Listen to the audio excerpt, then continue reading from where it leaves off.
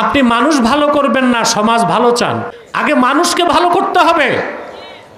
আপনি মনে করবেন একটি সুন্দর সংবিধান, একটি মজবুত রাষ্ট্র কাঠামো আর কঠিন আইনের মাধ্যমে সব চোর চোট্টার দুর্নীতিবাজ ভালো করে দিবেন, না, এটা সম্ভব না। যদি সম্ভব হতো তো আমেরিকা ইউরোপে কোনো দুর্নীতি থাকতো না।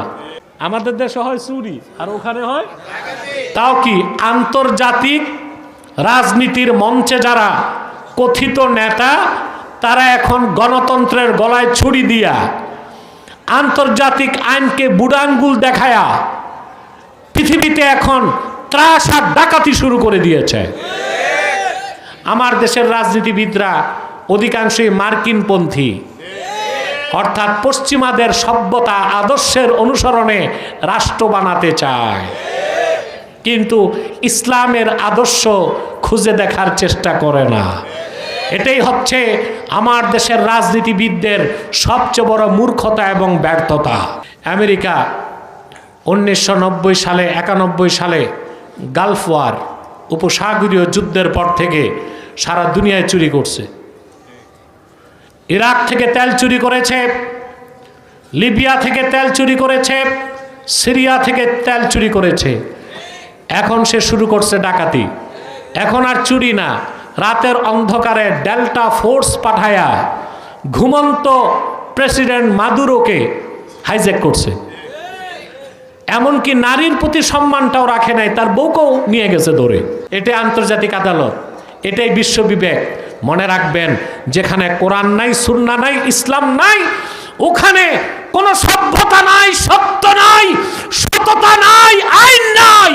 যা আছে সভ্যতার মোড়কে অসভ্যতা ছাড়া আর কিছু না। ওরা যা দেখায় সভ্যতার মোড়কে অসভ্যতা। ওরা যেই দেশকে সমর্থন করবে ওখানে গণতন্ত্র না থাকলে সমস্যা নাই, আর যে দেশে তার স্বার্থ আছে চুরি করতে হবে, ওই দেশে গণতন্ত্র থাকলেও সন্ত্রাসের অজুহাতে হামলা করতে দেরি করে না। এখন তার দৃষ্টি ইরানের দিকে। তার উদ্দেশ্য হচ্ছে ভেনেজুয়েলার প্রেসিডেন্টকে হাইজ্যাক করছে, ভাবছে ইরানের নেতারাও ভয় পেয়ে যাবে। ইরান বলছে আমরাও রেডি, তুমি এসে হামলা করবা, ইসরায়েলের অস্তিত্বকে মাটির সাথে মিশিয়ে দিবে। ইরানের দ্বারা ইসরায়েল ধ্বংস হোক। কি বলেন? এতটুকু আমরা সমর্থন করতে পারি যে ইরান দিয়ে ইসরায়েল ধ্বংস হোক, ঠিক কিনা বলেন? তারপরে ইরান মধ্যপ্রাচ্যে আরব রাষ্ট্রগুলোর অনুগত হয়ে যাক, ইসরায়েল ধ্বংস হোক আর ইরান অনুগত হোক। ইসলামের সুমহান আদর্শ অনুসরণ করতে হবে। ব্যক্তি জীবন, সমাজ জীবন, রাষ্ট্র জীবনকে ঠিক করতে হলে পশ্চিমাদের ফর্মুলা আদর্শ দিয়া দেশ বানালে দেশে চুরি কমবে না, বাড়বে। আপনারা ফেসিবাদকে বিতাড়িত করছেন, দেশে চুরি বন্ধ হয়েছে? ডাকাতি, ছিনতাই, দুর্নীতি বেড়ে গেছে। যারা আন্দোলনে নেতৃত্ব দিছে খুব কম সংখ্যক ঠিক থাকতে পারছে। তাদের মধ্যে একজন ছিল শরীফ ওসমান হাদি। দোয়া করি আল্লাহ তারে বেহেশত নসিব করুন। আরো দুই একজন দুর্নীতি থেকে বেঁচে থাকতে পেরেছে, বাকিরা সব আগে যারা ছিল গোশত খেয়ে হাড্ডি রেখে গেছে, বাকিরা হাড্ডি চাটতেছে। আমরা চাই আমরা আমাদের মতো চলবো। বাংলাদেশ দিল্লিকেও বৃদ্ধাঙ্গুলি দেখাবে, পিন্ডিকেও মানবে না, ওয়াশিংটনকেও চোখে চোখ রেখে কথা বলবে, ঠিক কিনা? এটা তখনই সম্ভব পশ্চিমাদের বিশ্ব ব্যবস্থার বাইরে যখন আসতে পারবেন। আর সেটার একমাত্র সমাধান কোরআন সুন্নাহর আদর্শে সমাজ ও রাষ্ট্রকে বিনির্মাণ, ঠিক কিনা? ইসলামের আদর্শ হচ্ছে আগে মানুষ ঠিক করতে হবে। মানুষ ঠিক, ব্যক্তি ঠিক, পরিবার ঠিক, পরিবার ঠিক, সমাজ ঠিক, সমাজ ঠিক, রাষ্ট্র ঠিক। ইন্নাল হামদালিল্লাহি নাহমাদুহু ওয়া নাস্তাঈনুহু ওয়া নাস্তাগফিরুহু ওয়া নাউযু বিল্লাহি মিন শুরুরি আনফুসিনা ওয়া মিন সাইয়্যাতি আ'মালিনা من يهده الله فلا مضل له ومن يضلله فلا هادي له ونشهد أن لا إله إلا الله وحده لا شريك له ونشهد أن سيدنا وحبيبنا ومولانا محمدا عبد الله ورسوله صلى الله عليه وعلى آله وصحبه وسلم الذي أكمل الله به قصر النبوة أي ختم الله به النبوة وحكم لا نبي بعده وأعلن في القرآن بالبرهان أن محمدا صلى الله عليه وسلم خاتم النبيين والمرسلين الذي أرسله بالحق بشيرا ونذيرا وداعيا إلى الله بإذنه وسراجا منيرا فقد قال الله تعالى في كلامه المجيد والفرقان الحميد أعوذ بالله من الشيطان الرجيم بسم الله الرحمن الرحيم أعوذ بالله من الشيطان الرجيم بسم الله الرحمن الرحيم وأزلفت الجنة للمتقين غير بعيد هذا ما توعدون لكل أواب حفيظ من خشي الرحمن بالغيب وجاء بقلب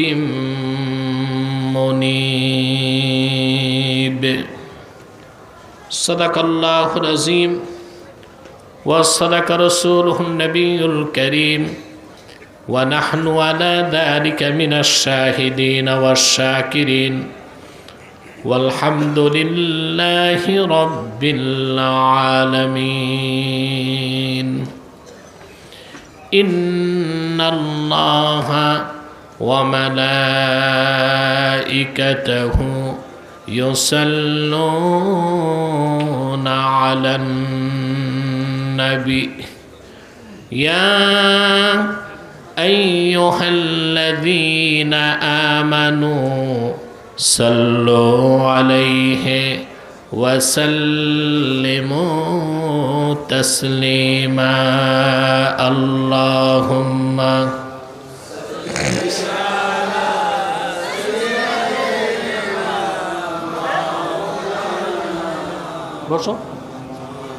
وعلى آله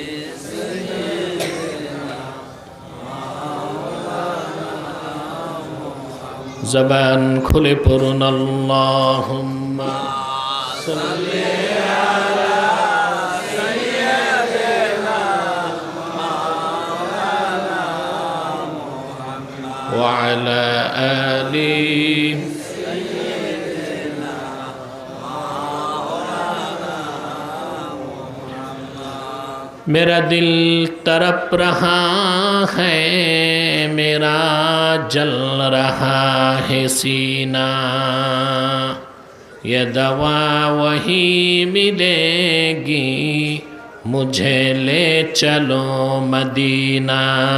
अल्लाहुम्मा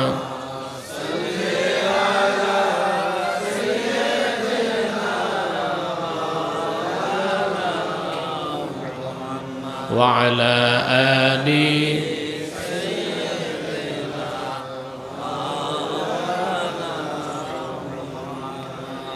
मदीने की हवा से जन्नती बू आती है, खा के पाके मदीना में नूरे जन्नत चमकती है।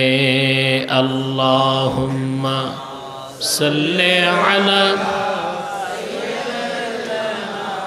मौलाना मुहम्मद व अला आली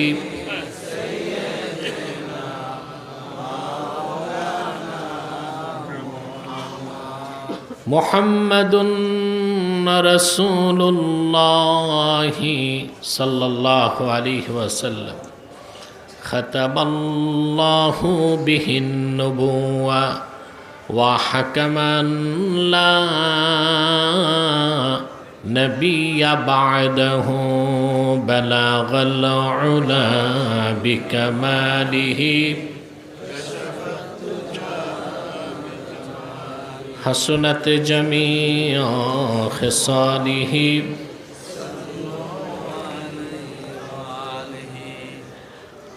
मध्य नरसिंहपुर केंद्रीय जामे मस्जिद महफिल इंतजामिया कमिटिर उद्योगे आयोजित दुदिन ब्यापी पंचदशतम वार्षिक तफसिरुल कुरान महफिलेर अध्यकार सम्मानित सभापति जनाब औलाद हुसैन हदाहुल्लाहु इला सिरातिम मुस्तकीम, हज़रात उलमाए किराम, तुलाबाए एजाम,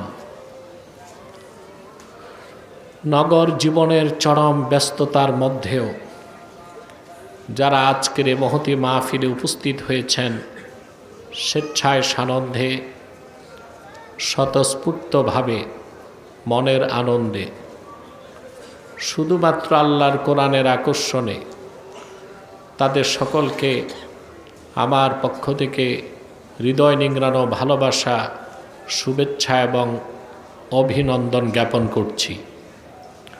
সবটুকুন শুকরিয়া আল্লাহ তাআলার জন্যে, যিনি আজকের বরকতপূর্ণ মাহফিলে আমাদেরকে আসার ও বসার তৌফিক মেহেরবানি করে ভিক্ষা দান করেছেন। সেজন্য আসুন আমরা সকলে একবার অবনত চিত্তে হৃদয়ের আবেগ অনুভূতি উজাড় করে সমবেত কণ্ঠে বলি আলহামদুলিল্লাহ। অগণিত অসংখ্য দরুদ ও সালাম আল্লাহর সৃষ্টির প্রধান আকর্ষণ, বিশ্বসভার সভাপতি, সকল নবী রাসূলগণের মাথার তাজ, শামসুল হিদায়াত, বদরুদ্দুজা, সৈয়দুস সাকালাইন, ইমামুল মুরসালিন,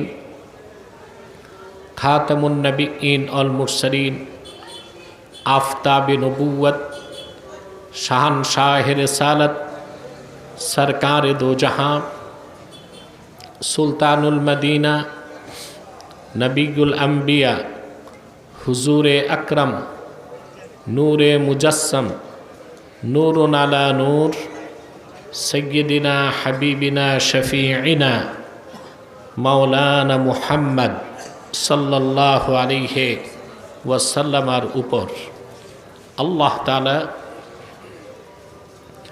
যাকে আজ থেকে প্রায় ১,৫০০ বছর আগে প্রেরণ করেছেন, সর্বশ্রেষ্ঠ সর্বশেষ নবী ও রাসূল হিসেবে, যার পরে আজ পর্যন্ত পৃথিবীতে অবশ্যই কোনো প্রকার নবী কিংবা রাসূল অবশ্যই আসে নাই, অবশ্যই এখনো নাই, অবশ্যই কিয়ামত পর্যন্ত আসবে না। সম্মানিত সুধী, আল্লাহ করিম, যতবার এখানে এসেছি, যত বছর দেখি পাশে আর একটা মাহফিল হয়। এটা কেন? আপনাদের নিজেদের মধ্যে ভালোবাসা নাই, ঐক্য নাই, সদিচ্ছাও নাই, ঠিক না? প্রতি বছর এটা দেখি আমি। এটা হচ্ছে সমন্বয়ের অভাব। মাহফিল হবে 6 মাস আগে ব্যানার লাগাবেন, এতে অন্যরা জানবে একটা প্রোগ্রাম আছে, এই ডেটে তারা করবে না। আর সমাজে কিছু হিংসুক মানুষ আছে, মাহফিলের পাল্টা মাহফিল করে। আর আমার তো সন্দেহ মাইক মেনে কোনো ঘাপলা ঢুকছে কিনা। আপনারা খোঁজ নিয়ে দেখেন বাইরের মাইকগুলো চলে কিনা। আমার পর্যাপ্ত আওয়াজ লাগবে, আর একটু বাড়াও, স্পিকার চলবে। প্রিয় সুধী, আজকে আমি আপনাদের সামনে সূরা কফ থেকে 31, 32, 33 তিনটি আয়াত তেলাওয়াত করেছি। এই তিনটি আয়াতকে কেন্দ্র করে নির্ভরযোগ্য মুফাসসির এবং মুহাদ্দিসগণের দৃষ্টিকোণ থেকে কিছু কথা আপনাদের সামনে তুলে ধরার চেষ্টা করব ইনশাআল্লাহ। ভূমিকাতে একটি কথা বলবো।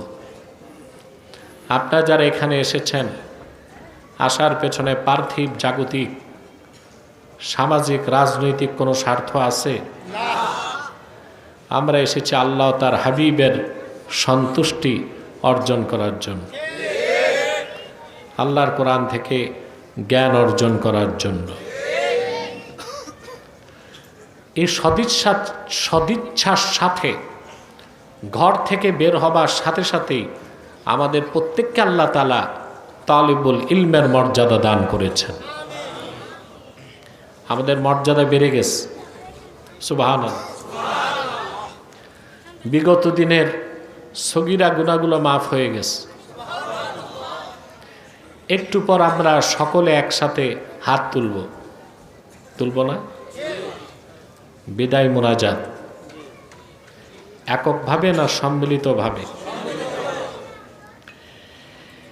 এককভাবে দোয়া কবুল হতেও পারে, নাও হতে পারে, কিন্তু রাসূলুল্লাহর উম্মত যদি দলবদ্ধভাবে হাত তুলে, এটা ফেরত নাই। এটা আমার কথা না, মোজাম তাবারানির হাদিস।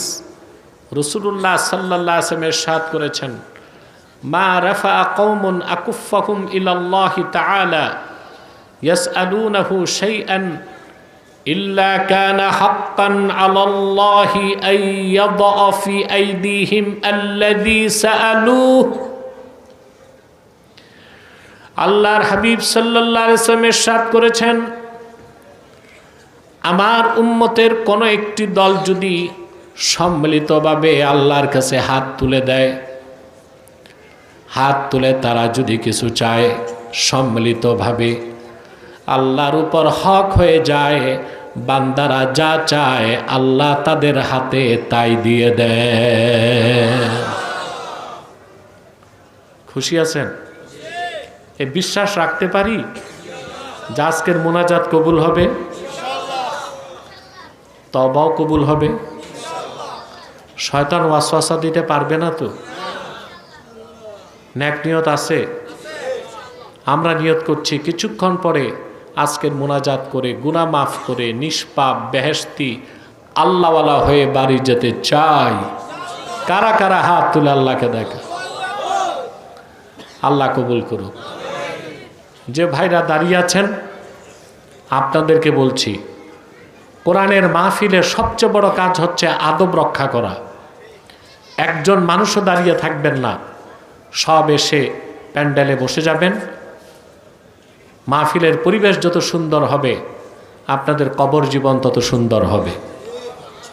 আসুন, তিলাওয়াতের মাধ্যমে আলোচনায় প্রবেশ করছি।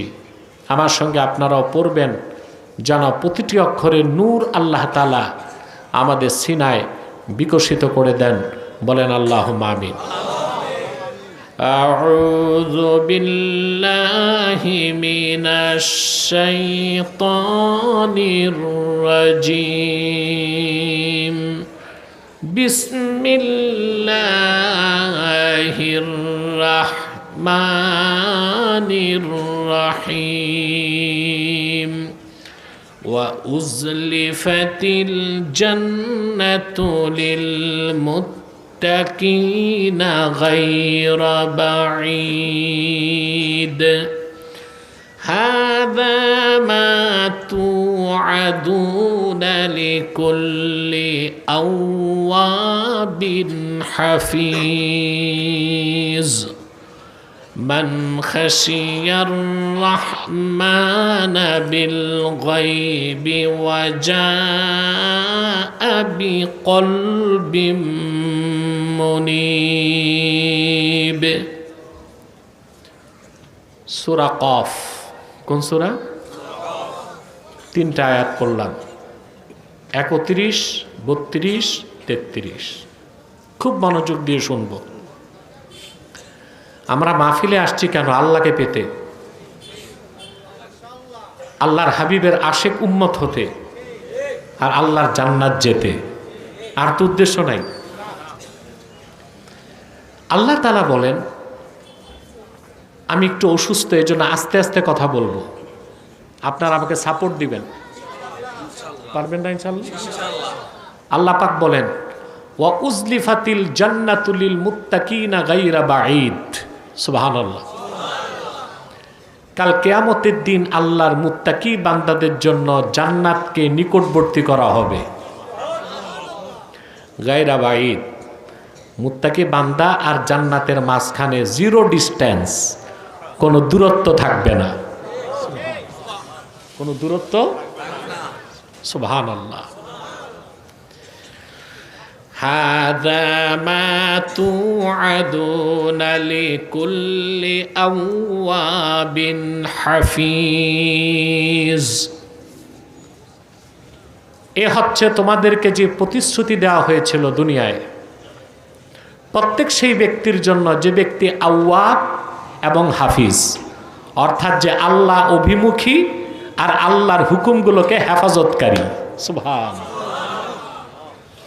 তারপর আল্লাহ বলেন, মান খাশিয়ার রহমান বিল গায়বি ওয়া জাআ বিকলবিম মুনীব। তোমাদের মধ্যে যে ব্যক্তি আল্লাহর কাছে উপস্থিত হবে, তোমাদের মধ্যে যে ব্যক্তি রহমানকে ভয় করেছে না দেখে, ওয়া জাআ বিকলবিম মুনীব, আর কাল কিয়ামতে উপস্থিত হবে আল্লাহর কাছে একটি আনুগত্যশীল পবিত্র অন্তর নিয়ে। বলেন সুবহানাল্লাহ।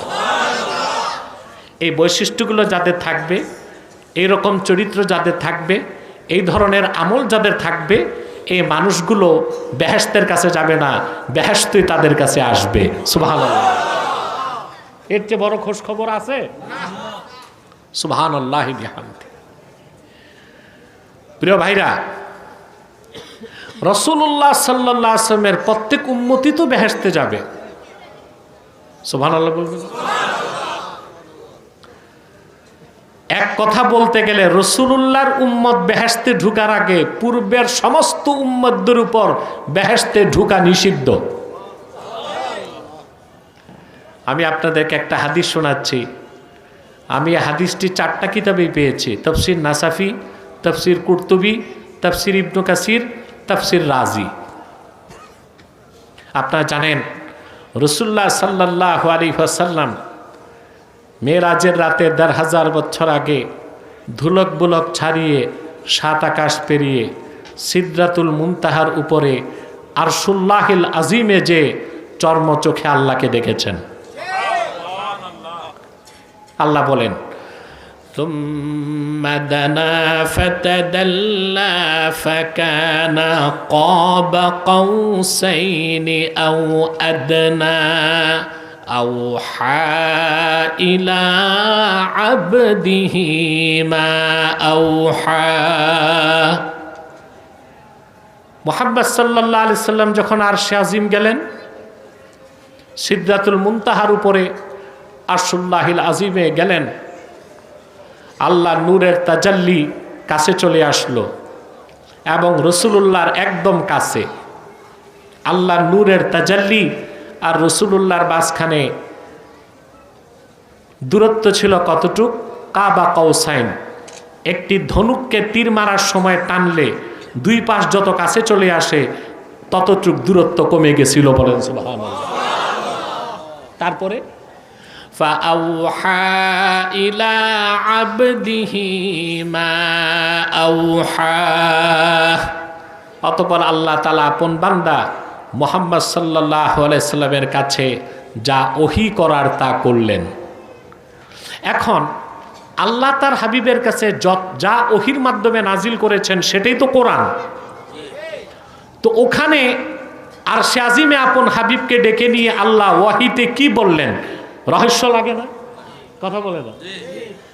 একটা কথা আল্লাহ তিনটা কথার অনেকগুলো কথার মধ্যে একটা কথা হাদিসে এসেছে। আল্লাহ রাব্বুল আলামিন আপন হাবিবকে জানালেন, ইন্নাল জান্নাতা মুহাররামাতুন আলাল আমবিয়াই হাত্তা তাদখুলাহা ইয়া মুহাম্মদ সাল্লাল্লাহু আলাইহি ওয়াসাল্লাম ওয়া হিয়া মুহাররামাতুন আলাল উমাম হাত্তা তাদখুলাহা উম্মাতুক। আল্লাহ আপন হাবিবকে ওহীর মাধ্যমে মেরাজের রাতে বললেন, হাবিব আমার মুহাম্মদ সাল্লাল্লাহু আলাইহি ওয়াসাল্লাম, যতক্ষণ পর্যন্ত আপনি জান্নাতে প্রবেশ না করবেন ততক্ষণ পর্যন্ত লাখের উপর পয়গম্বরের জন্য জান্নাতে প্রবেশ হারাম থাকবে। আর আপনার উম্মতে মুহাম্মাদি যতক্ষণ জান্নাতে প্রবেশ না করবে ততক্ষণ পূর্বের সমস্ত উম্মতদের জন্য জান্নাতে প্রবেশ নিষিদ্ধ থাকবে। রাসূলুল্লাহ সাল্লাল্লাহু আলাইহি ওয়াসাল্লামের সকল উম্মত বেহেশতে যাবে যাদের ঈমান ঠিক থাকবে। রাসূলুল্লাহর উম্মত ঈমানদাররা তো বেহেশতে যাবে, ঈমানদার নেককার যারা বেহেশতে যাবে, ঈমানদার বদকার যারা গুনাহ করছে এরাও বেহেশতে যাবে। কেউ আগে কেউ পরে, কেউ ফার্স্ট চান্সে কেউ সেকেন্ড চান্সে। সুবহানাল্লাহ বলবেন। অর্থাৎ রাসূলুল্লাহর উম্মত যত বড় গুনাহগার হোক, যদি তার আমল নামায় শিরক আর কুফর না থাকে, তওবা করারও সুযোগ না পায়, সে মৃত্যুবরণ করলে রাসূলুল্লাহর উম্মত পরিচয়ের কারণে সে ব্যক্তি কোনো একদিন জান্নাতে ঢুকবেই, বলেন সুবহানাল্লাহ। খুশি আছেন? কথাটি আমি কোরআন কারীম থেকে ব্যাখ্যা দিচ্ছি। আল্লাহ রাব্বুল আলামিন সূরা দোহাতে আপন হাবিবকে ডেকে বলেছেন, ওয়ালা সাওফা ইউতিকা রাব্বুকা ফাতারদা। হাবিব মুহাম্মদ সাল্লাল্লাহু আলাইহি ওয়াসাল্লাম, আপনার রব আল্লাহ আপনাকে হাসরে এত বেশি নেয়ামত দিবেন আপনি রাসূল রাজি হয়ে যাবেন। অন্যভাবে তরজমা করলে এভাবে করা যায়, মুহাম্মদ সাল্লাল্লাহু আলাইহি ওয়াসাল্লাম, আপনার রব আল্লাহ যতক্ষণ আপনি রাজি না হন কিয়ামতে আপনার কথা শুনতেই থাকবে। সহজ কথা।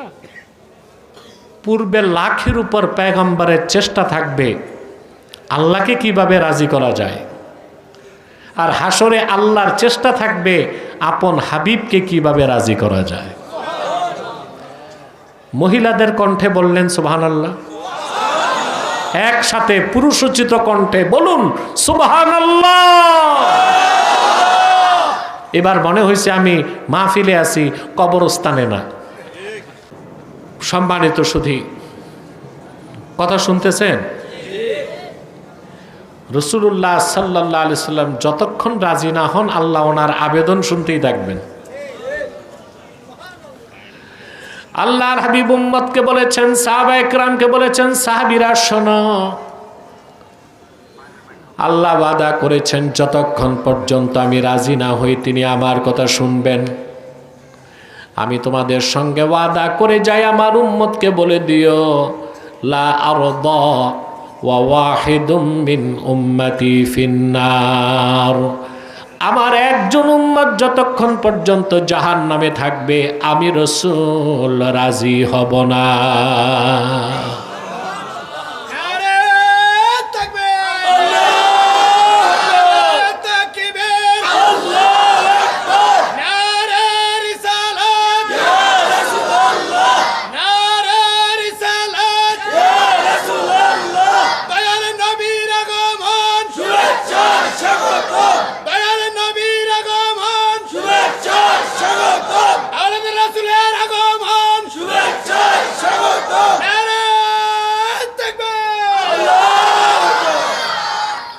প্রিয় বন্ধুগণ, রাসূলুল্লাহ সাল্লাল্লাহু আলাইহি সাল্লামের একজন উম্মত যতক্ষণ জাহান্নামে থাকবে রাসূলুল্লাহ বলেছেন আমি রাজি হব না। আযাবের পর হলেও আমার সব উম্মতকে আল্লাহ বেহেশত দিয়ে দিবেন। আমি তখন ডেকে বলবো, ইয়া রাব রাজিতু, আমি বলবো আল্লাহ আমি রাজি হয়ে গেলাম, তোমার সাত জাহান্নামের কোথাও আমার একজন উম্মত নাই। সুবহানাল্লাহ। এখন আপনাদের কাছে আমার প্রশ্ন, যদি ঈমানটা নিয়ে যেতে পারি কবরে, আমল যদি নাও থাকে, কোনো একদিন তো বেহেশত পাবো। আর আমল আছে পাহাড় সমান, ঈমান নাই, কোনোদিনও জান্নাত পাওয়া যাবে না। ঈমান ছাড়া নামাজ রোজা জিকির ফিকির কিছুই আল্লাহ কবুল করবেন না। কোরআনে কারীম আল্লাহ রাব্বুল আলামিন ঘোষণা করেন, ওয়া মাইয়াবতাগি গায়রাল ইসলামি দীনান ফালাই ইউকবালা মিনহু ওয়া হুয়া ফিল আখিরাতি মিনাল খাসিরিন। আর যে হতভাগা মুহাম্মদ সাল্লাল্লাহু আলাইহি ওয়াসাল্লামের আনিত দিন ইসলামকে দিন হিসেবে গ্রহণ করবে না, তার মানে ঈমান আনবে না, তার নামাজ, তার রোজা, তার হজ, তার যাকাত, তার কোনো আমল আল্লাহর কাছে গৃহীত হবে না, বরং কাল কিয়ামতের দিন সে কাফের মুশরিক অবস্থায় ক্ষতিগ্রস্তদের কাতারে শামিল হয়ে যাবে। এখন প্রত্যেক মুমিন বেহেশত পাবে যেহেতু রাসূলুল্লাহর উম্মত, আর যার ঈমান নাই তার কিছুই নাই, সে বেহেশত পাবে না। রাসূলুল্লাহর উম্মতের মধ্যে যারা ঈমানদার মুত্তাকি তারা বিনা আযাবে ফার্স্ট চান্সে বেহেশত পাবে, আর যারা ঈমানদার মুত্তাকি না তারা বেহেশত পাবে আযাবের পরে। এখন আপনাদের কাছে আমার প্রশ্ন, আমরা কি আযাব ছাড়া বেহেশত চাই না আযাবের পরে? বিনা আযাবে ফার্স্ট চান্সে কম হিসাবে বেহেশত পাবে তারা উম্মতে মুহাম্মাদির মধ্যে মুত্তাকি হতে পেরেছে যারা। সেজন্যই কোরআনে কারীম আল্লাহ রাব্বুল আলামিন বলেছেন, ওয়া উজলিফাতিল জান্নাতু লিল মুত্তাকিনা গায়রা বাঈদ। উম্মতে মুহাম্মাদির মধ্যে যারা মুত্তাকি, কাল কিয়ামতের দিন জান্নাত তাদের নিকটবর্তী করা হবে। তাদের মধ্যে আর জান্নাতের মধ্যে জিরো ডিস্টেন্স, কোনো দূরত্ব থাকবে না। বলেন সুবহানাল্লাহ।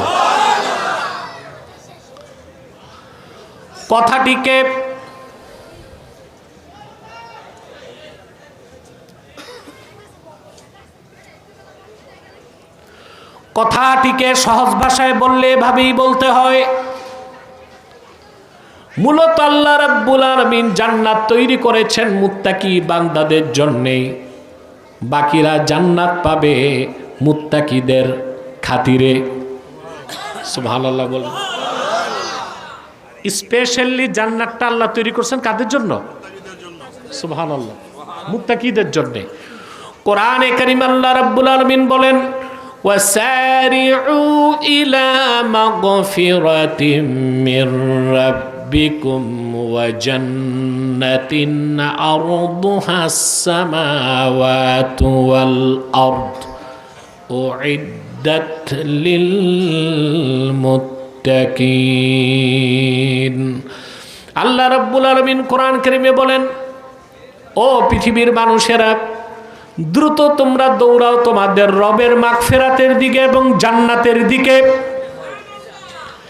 যেই জান্নাতের প্রশস্ততা আকাশ ও জমিনের প্রশস্ততার সমান। উইদ্দাত লিল মুত্তাকিন, ওই জান্নাতটা তৈরি করা হয়েছে মুত্তাকিদের জন্য। সুবহানাল্লাহ বলে। কাদের জন্য?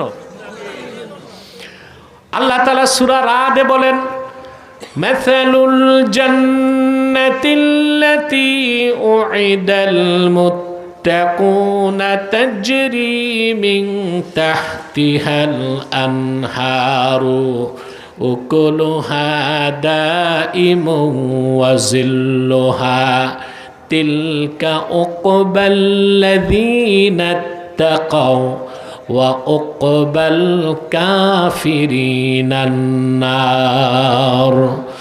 আল্লাহ রাব্বুল আলামিন বলেন, মাসালুল জান্নাত আই সিফাতুল জান্নাত আল্লাতী উইদাল মুত্তাকুন, আল্লাহ তার পেয়ারা বান্দা মুত্তাকিদের জন্য যে জান্নাতের ওয়াদা করেছেন, সেই জান্নাতের বৈশিষ্ট্য হচ্ছে তার নিচ দিয়ে স্বচ্ছ পানির ফোয়ারা প্রবাহিত।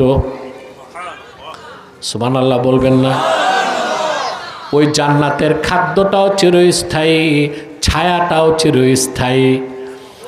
তিলকা উকবাল্লাযীনা তাকাও ওয়া উকবাল কাফিরিনান নার।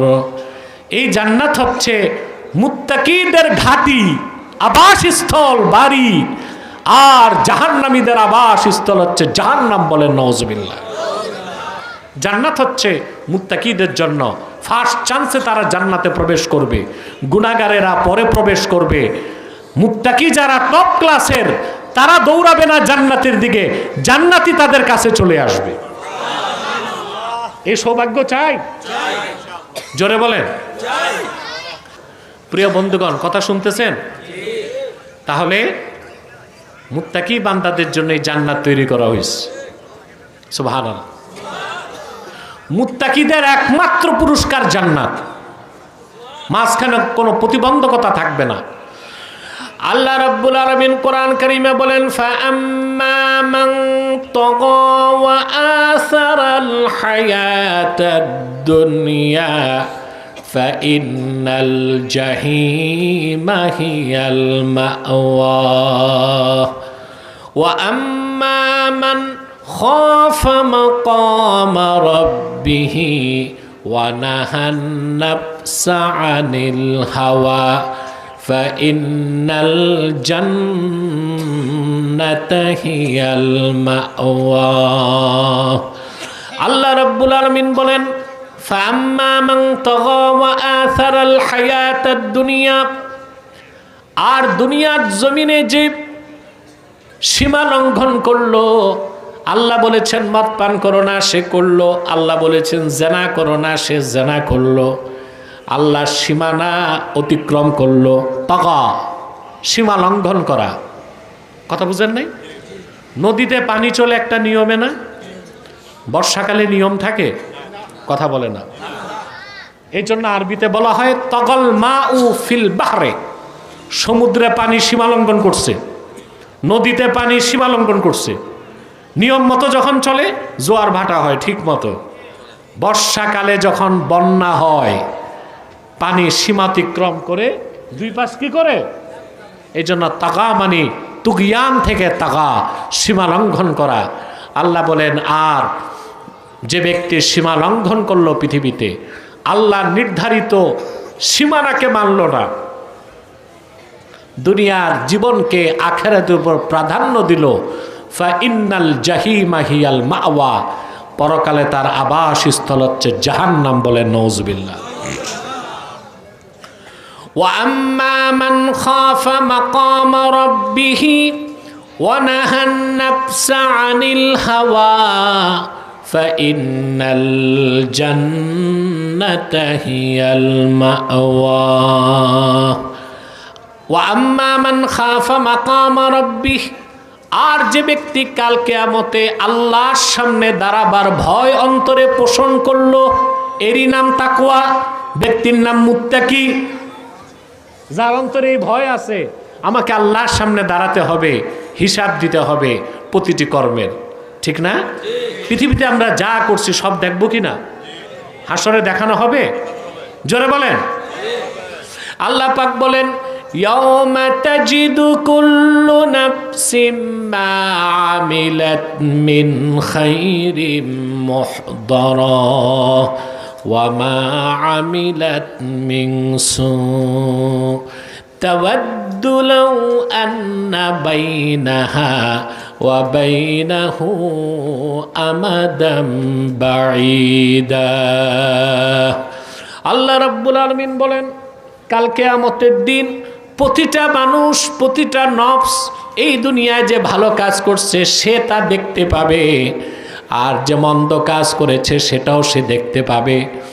যখন সে গুনাহের কৃতকর্মগুলো দেখবে মনে মনে আফসোস করে বলবে যদি এমন হতো আমার থেকে আমার কৃতকর্মগুলোকে, তিরস্কারকে দূরে সরায় নেওয়া হতো, কতই না ভালো হতো।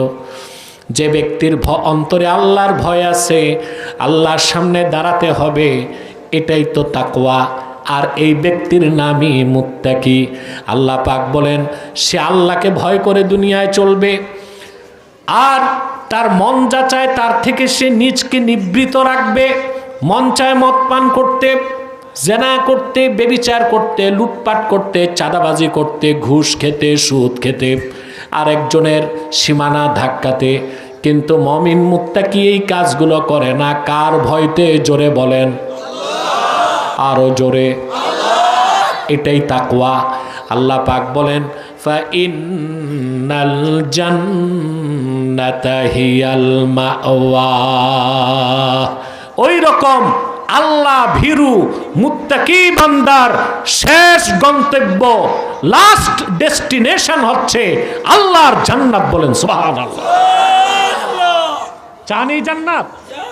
তাহলে শুধু মুমিন হলে হবে না, মুত্তাকি হইতে হবে? আমি তিনটা কথার ব্যাখ্যা দিব, মুমিন কি, মুসলিম কি, মুত্তাকি কি। যদি ব্যাখ্যা না দেই তাহলে ওয়াজই শুনবেন, নিজে আর মুত্তাকি হইতে পারবেন না। ধৈর্য থাকবে তো ইনশাল্লাহ? আল্লাহ কবুল করুক, আল্লাহ মঞ্জুর করুক। প্রিয় ভাইরা, তাহলে আল্লাহ পাক বলেছেন ওয়া উজলিফাতিল জান্নাতু লিল মুত্তাকিনা গায়রা বাঈদ। কাল কিয়ামতের দিন রাসূলুল্লাহর আশিক উম্মত যারা মুত্তাকি, আল্লাহর খাঁটি বান্দা, তাদের জন্য জান্নাতকে নিকটবর্তী করা হবে। জান্নাত ও তাদের মাঝখানে জিরো ডিস্টেন্স, কোনো দূরত্ব থাকবে না। সুবহানাল্লাহ। প্রিয় ভাইরা আমার, সেই জান্নাতে মুত্তাকিদের সম্মান আর নেয়ামত কি থাকবে তাও তো বলতে হয়।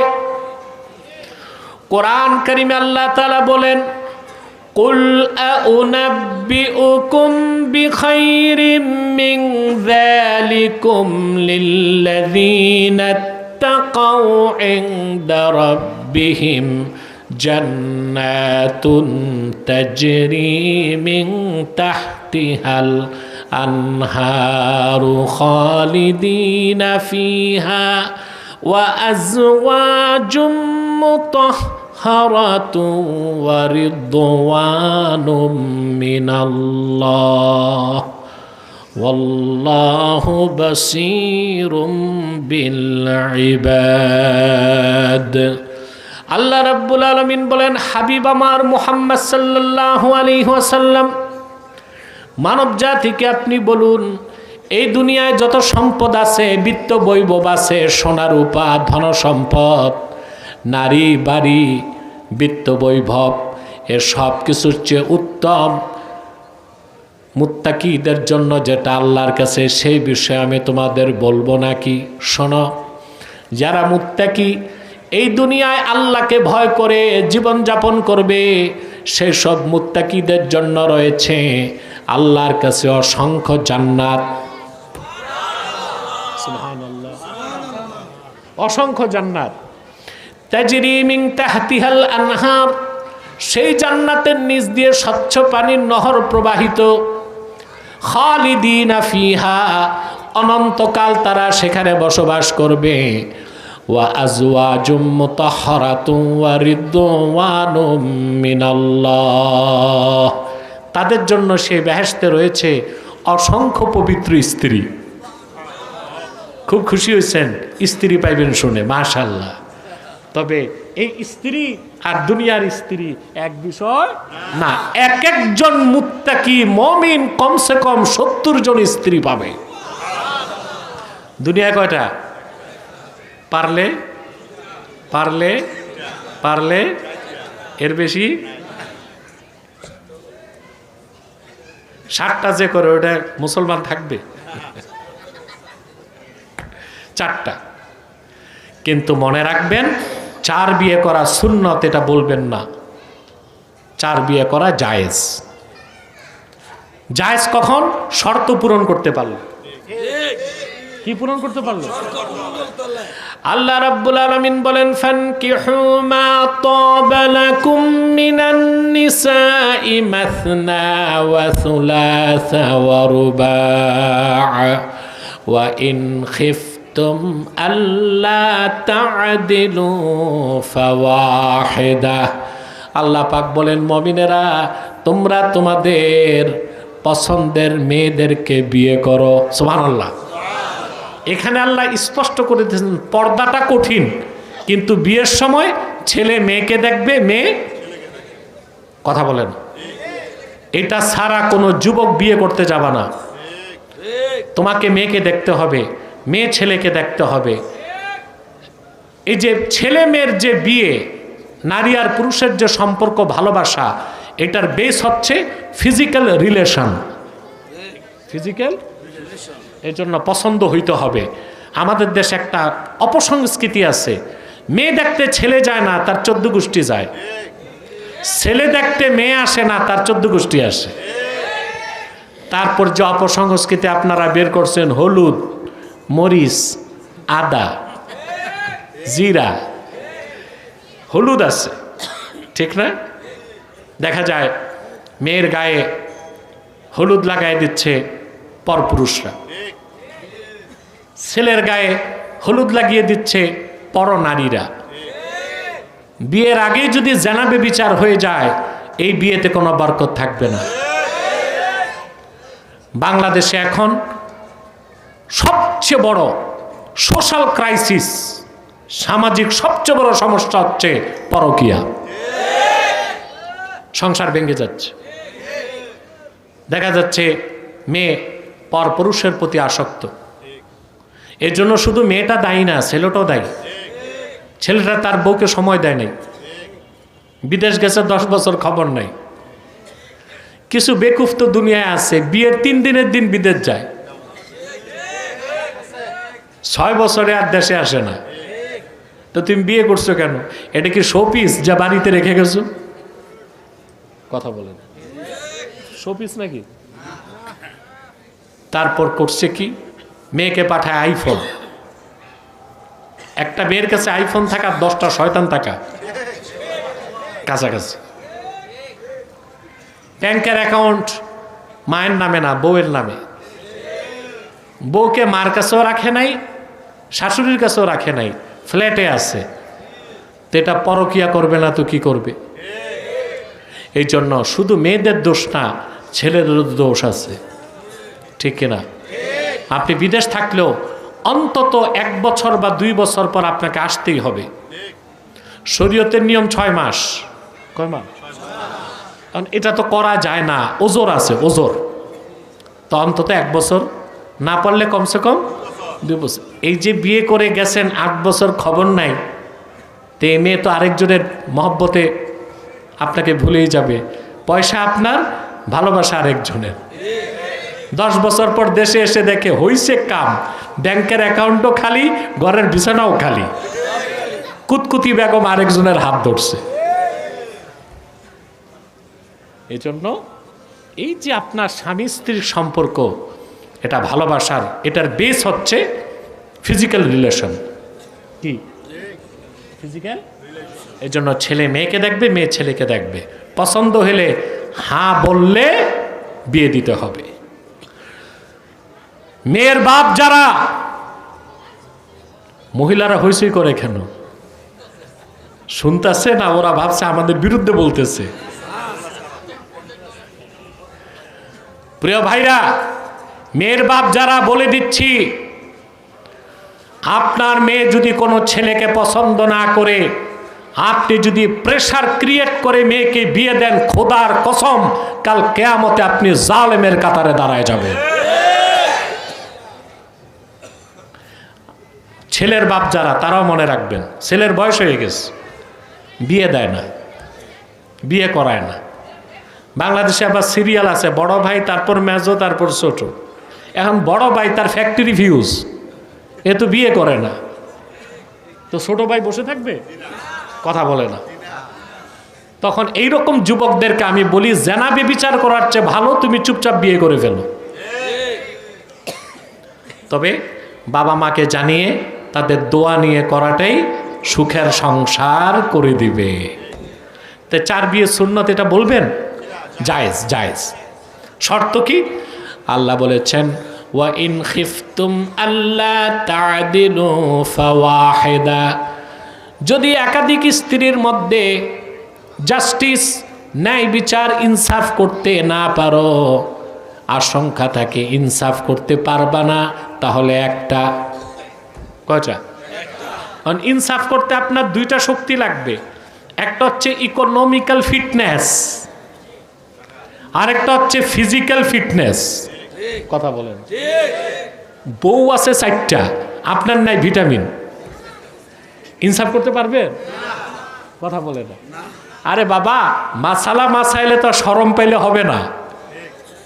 আপনার শক্তি, এনার্জি নাই, বউ 4টা, ইনসাফ হবে? শরীয়তের হুকুম কি? যার 2 স্ত্রী, 1 সপ্তাহকে 2 ভাগ করবে। বড় স্ত্রী 3.5 দিন, ছোট স্ত্রী 3.5 দিন। আপনারা কি ইনসাফ করেন? দ্বিতীয় বিয়ের পর বড় স্ত্রীর খবর নেয় না, আর ছোটটার কাছে চিল্লাপুরা, ঠিক না? একটা হচ্ছে ফিজিক্যাল ফিটনেস, আর একটা হচ্ছে ইকোনমিক্যাল ফিটনেস। বাঙালি তো টাকাও নাই, বডিও নাই, একটাতেই তো কাইট, তো 3-4টা বিয়ে আবার করে কেমন করে? প্রশ্ন আসে না? যে কথা বলছিলাম, কিন্তু বেহেশতে সুবহানাল্লাহ প্রত্যেক যুবককে, প্রত্যেক মুমিন থাকবে যুবক, আর তাদেরকে দেওয়া হবে চিরযৌবন। এক একজন স্ত্রী পাবে 70 জন করে। স্ত্রীগুলো পৃথিবীর স্ত্রীর মতো না, আজওয়াজুম মুতাহহারা, পবিত্র স্ত্রী। দুনিয়ায় আপনার স্ত্রী আর কত সুন্দর হবে, যদি মনে করেন মিস ওয়ার্ল্ড, বিশ্ব সুন্দরীকে বিয়ে করবেন। কথায় আছে, মেয়েদের 20তে বুড়ি, বয়স বাড়লে তার চামড়াটা কুচকে যাবে, চেহারার গ্ল্যামারাস কমে যাবে, চামড়া কুচকে যাবে, সৌন্দর্যে ভাটা পড়বে। এক সময় স্ত্রীর প্রতি আপনার আকর্ষণটা থাকবে না। কিন্তু আপনি কি জানেন, আল্লাহর জান্নাতে মুত্তাকি, নেককারদেরকে, ইমানদারদেরকে আল্লাহ তাআলা যে স্ত্রীগুলোকে দিবেন, বেহেশতিরা আপন স্ত্রীর দিকে তাকায়া রূপ উপভোগ করার পরে চোখ ফিরায়া আবার তাকাবে, সৌন্দর্য বেড়ে যাবে। আবার চোখ ফিরে আবার তাকাবে, সৌন্দর্য বেড়ে যাবে। অনন্তকাল সেই স্ত্রীগুলো অপবিত্র হবে না, বার্ধক্য আসবে না, সৌন্দর্য কমবে না। আল্লাহ বলেন, এই সব নেয়ামত মুত্তাকি বান্দাদের জন্যে। ওয়ারিদওয়ানুম মিনাল্লাহ, আর আল্লাহর জান্নাতে সবচেয়ে বড় নেয়ামত হবে আল্লাহর সন্তুষ্টি। আল্লাহু আকবার। জান্নাতের সব নেয়ামত একদিক রাখলেও এই নেয়ামতটা তার চেয়ে বড়। সুবহানাল্লাহ। জান্নাতে কতজন করে স্ত্রী পাবেন? আপনাদের মনে কি একটা কৌতূহল আসে না, ওইখানে যেহেতু স্ত্রী থাকবে তা আমাদেরকে সন্তান টন্তানও হবে নাকি? আন্দাজি কখনো কথা বলবেন না। স্বাভাবিক নিয়ম সন্তান হবে না। কিন্তু 3টা হাদিসের কিতাবে আমি দেখেছি, তিরমিজি, ইবনু মাজা, 3টা হাদিসের কিতাবে পেয়েছি। রাসূলুল্লাহ সাল্লাল্লাহু আলাইহি ওয়াসাল্লামের কাছে সাহাবায়ে কেরাম বলেছেন, আমাদের যদি সন্তান পেতে মন চায় বেহেশতে, আল্লাহর হাবিব বলেছেন যদি কারো মন চায় আল্লাহ তাকে সন্তান দিবেন, বেহেশতে তার স্ত্রীর পেটে গর্ভধারণ, সন্তান প্রসব আর সন্তান বড় সব হয়ে যাবে এক নিমিষে, মুহূর্তে। সিস্টেমটা দুনিয়ার মতো হবে না। এটা কিন্তু হাদিস, তিরমিজি, ইবনু মাজাহ, আরেকটা হাদিসের কিতাবে দেখেছি, 3টা হাদিসের কিতাবে এসেছে। সন্তান যদি কোনো বেহেশতি চায় বেহেশত সন্তান পাবে, কিন্তু পদ্ধতি ভিন্ন। সে সন্তান চাইলে আল্লাহ ব্যবস্থা করে দিবেন। বেহেশতে তার স্ত্রীর পেটে সন্তান আসা, গর্ভপাত এবং বড় সব এক মুহূর্তে হয়ে যাবে, বলেন সুবহানাল্লাহ। এই বেহেশত চান? এরপর ওই বেহেশতে সবচেয়ে বড় নেয়ামত ওয়া রিদওয়ানুম মিনাল্লাহ, আল্লাহর পক্ষ থেকে সন্তুষ্টি থাকবে, বলেন সুবহানাল্লাহ। হাদিস শরীফের কোরআনের আয়াতের এই অংশের ব্যাখ্যা পাওয়া যায় সহিহ আল বুখারীতে। আল্লাহর হাবিব সাল্লাল্লাহু আলাইহি ওয়াসাল্লাম ইরশাদ করেছেন, বেহেশতে মুমিনদেরকে রিদওয়ানুম মিনাল্লাহ, আল্লাহর পক্ষ থেকে যে সন্তুষ্টি দেওয়া হবে সেটার ব্যাখ্যা হলো, জান্নাতীরা যখন জান্নাতে সব প্রবেশ করবে, আল্লাহ বেহেশতীদেরকে ডাক দিয়ে বলবেন, আল্লাহ নিজে বেহেশতীদের সামনে উপস্থিত হবেন। আসতে বললেন, আল্লাহ ডেকে বলবেন, আমার জান্নাতি বান্দারা তোমরা কি রাজি খুশি আছো আমার উপর? আল্লাহু আকবার। মালিক জিজ্ঞেস করবেন আপন দাসদেরকে, রাজি আছো আমার উপর, খুশি হইছো? সুবহানাল্লাহ। বেহেশতীরা বলবে, আয় রাব্বুল আলামিন, যা চেয়েছি তা পেয়েছি, যা চাই নাই তাও তো পেয়েছি। তোমার হাবিবের উম্মত হবার কারণে সৃষ্টি জগতে আমাদেরকে তুমি যে মর্যাদা দিয়েছ, গোটা মাখলুকাতে কাউকে এত মর্যাদা দাও নাই। আল্লাহ আমরা রাজি আছি। আল্লাহ তখন ডেকে বলবেন, আমার পেয়ারা বান্দারা শোনো, আমি ঘোষণা দিচ্ছি, এখন আমি আল্লাহ তোমাদের উপর রাজি হয়ে গেলাম, আর কোনো দিন আমি নারাজ হব না। এটাকে আল্লাহ বলেছেন, ওয়া আজওয়াজুম মুতাহহারাতুন ওয়া রিদওয়ানুম মিনাল্লাহ ওয়াল্লাহু বাসীরুম বিল ইবাদ। সুবহানাল্লাহ। এই সব মুত্তাকিদের জন্য। কাদের জন্য? এখন আসেন, মুত্তাকি হব কি করে, এটা তো শিখতে হবে, ঠিক না ভাই? প্রিয় বন্ধুগণ, আমি টের পাই নাই 1 ঘন্টা চলে গেছে। আর কিছুক্ষণ কষ্ট করবেন ইনশাল্লাহ? ধৈর্য আছে? আল্লাহ আমাদের সকলকে কবুল করুক। এরপরে আল্লাহ তাআলা, এখন প্রশ্ন হচ্ছে, তাইলে আমরা জান্নাতের নিকটে যাব না, জান্নাত আমাদের নিকটে আসবে, কি হতে হবে? সুপার ক্লাস মুসলিম, ঠিক না? ব্যক্তি যখন ঈমান আনে তখন তার পরিচয় হয় মুমিন। তারপরে সে যখন শরীয়তের বিধানগুলো মেনে নেয় তার নাম মুসলিম। তার নাম কি? ঈমান আছে না নাই এটা তো অন্তরে, এটা দেখা যায়। এখন ঈমান আনার পরে কাউকে মুসলিম কিভাবে আমরা বুঝবো? যখন দেখব সে শরীয়ত মানে, অর্থাৎ নামাজ পড়ে, রোজা রাখে, হজ করে, যাকাত দেয়, হালাল গ্রহণ করে, হারাম বর্জন করে। এই যে বাংলাদেশে একটা দল আছে বাউল, বাউল বাউল বাউল মানে ফাউল। এরা রাসূলুল্লাহর শরীয়তকে বিশ্বাস করে না। রাসূলুল্লাহর শরীয়ত অস্বীকার কুফর, তাই না? রাসূলুল্লাহর শরীয়তের একটা ক্ষুদ্র বিষয়কে অস্বীকার করাও কুফরি। সেজন্য ঈমান আনলে মুমিন, শরীয়তের আনুগত্য প্রকাশ করলে তার নাম মুসলিম। এই যে বুঝে গেছেন, ঈমান আনলে মুমিন, শরীয়ত মানলে মুসলিম। সেজন্য আল্লাহর হাবিব সাল্লাল্লাহু আলাইহি ওয়াসাল্লাম ইরশাদ করেছেন, মান সাল্লা সালাতানা ওয়াস্তাকবালা কিবলাতানা ওয়া আকালা যাবিহাতানা ফাযালিকাল মুসলিম। ঈমান আনার পরে যে ব্যক্তি আমাদের সালাত আদায় করলো, আমাদের কিবলাকে মানলো, আর আমাদের জবাইকৃত পশুর গোশত খেলো, সে লোকটা মুসলিম। তাহলে বোঝা যায় ঈমান আনার পরে যে লোকটা নামাজ পড়ে না তারে কাফের বলতে পারি না, মুসলিম বলারও তো সুযোগ নাই। আছে? কথা বলেন, আছে? তা আমরা আজকে ওয়াদা করতে পারি, আমরা যারা ঈমানদার, আমরা শরীয়তের সবচেয়ে বড় বিধান 5 ওয়াক্ত নামাজ আদায় করব, যে নামাজ ছাড়া নিজেকে মুসলিম পরিচয় দেবার কোনো অধিকার। কারা কারা 5 ওয়াক্ত নামাজ পড়বো? হাত তুলে দেখা।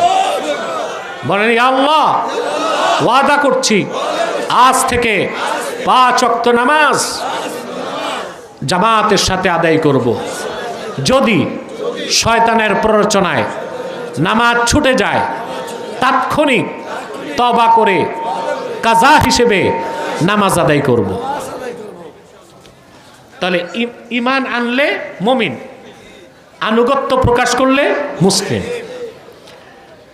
আমি আপনাদের প্রত্যেক মুসলিম মুমিনের কাছে একটি প্রশ্ন করছি, ঈমান আনার পরে আল্লাহর আনুগত্য প্রকাশ করার জন্য নামাজের চেয়ে বড় কোনো ইবাদত আছে নাকি? ঈমান আনলে মুমিন, কোরআন হাদিসের বিধান মেনে বাহ্যিক আনুগত্য প্রদর্শন করলে মুসলিম। আর আল্লাহর ভয়তে অন্তর যখন ভরে যায়, বান্দা গুনার কাজগুলো ছেড়ে দেয়, সে হলো সুপার ক্লাস মুসলিম। তার নাম মুত্তাকি। তার নাম সুবহানাল্লাহি বিহামদি। আমরা জটিল বিষয়টা, খুব গুরুত্বপূর্ণ বিষয়টা সহজে বুঝতে পেরেছি বলে আমি আশা করি। বুঝছেন না?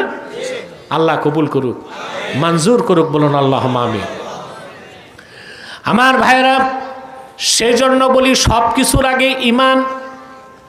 ঈমান আনার পরে পরিপূর্ণ মুসলিম হবার জন্যে যেটা লাগে ওইটার নামই তাকওয়া।